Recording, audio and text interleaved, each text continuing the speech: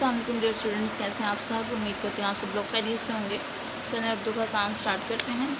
आज उर्दू के काम में हम हफ्ता नंबर 10 की प्लानिंग शुरू करेंगे, जिसमें प्लान नंबर 46 पे आज हम काम करेंगे।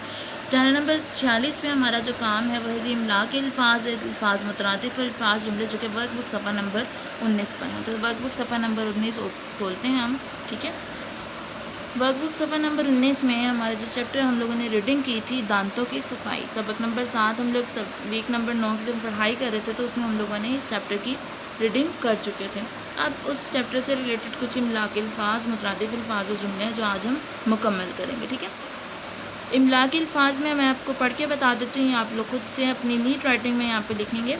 अस्सलाम वालेकुम, वालेकुम अस्सलाम, वादा। ये 3 लफ्ज़ हैं जो कि आप यहाँ पे दोबारा से खुशखत लिखें, खुशखती करेंगे, ठीक है। अच्छी तरीके से नीट राइटिंग में लिखेंगे, ठीक है। अस्सलाम वालेकुम, वालेकुम अस्सलाम, वादा, ठीक है।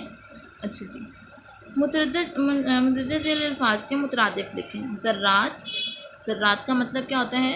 छोटे टुकड़े। मुतरादिफ का मतलब क्या? मुतरादिफ का मतलब होता है हम मायनी लफ्ज़, ठीक है, जिसका मायनी उस जैसा ही हो लेकिन लफ्ज़ चेंज हो जाए, ठीक है। तो ज़र्रात मतलब टुकड़े कह सकते हैं, छोटे टुकड़े, दोनों ही ठीक है, ठीक है। बाकायदा, रोज़ाना या पाबंदी से, ठीक है, पाबंदी से या रोज़ाना, ठीक है। सबब, वजह, दोनों सेम मीनिंग्स के वर्ड हैं, ठीक है। तो इसलिए हम इसको मुतरादिफ लफ्ज़ भी कहा जाता है। उसके बाद तीसरा काम है जी जुमले बनाएं। जुमले बनाने में हमारे पास अल्फाज दिए गए हैं जिनके जुमले आप खुद भी बना सकते हैं। यहाँ पे एक सैम्पल के सेंटेंस जो वो आपको बना के दिए गए कि दांत, ज़र्रात और साफ। दांत, दांत का जुमला जो यहाँ पे मैंने बनाया है वो है जी हम रोज़ाना दांत साफ करते हैं। हम रोज़ाना दांत साफ करते हैं। आप इसका जुमला खुद से भी बना सकते हैं। ज़र्रात, सूरज की शुआओं में ज़र्रात नज़र आते हैं, या दांतों में ज़र्रात फंस जाते हैं, खाने के ज़र्रात फंस जाते हैं, ठीक है।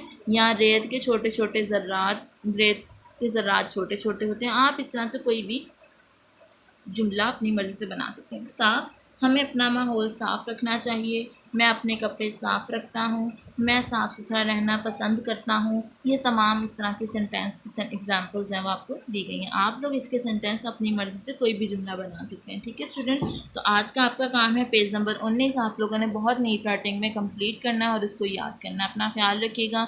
अल्लाह हाफिज़।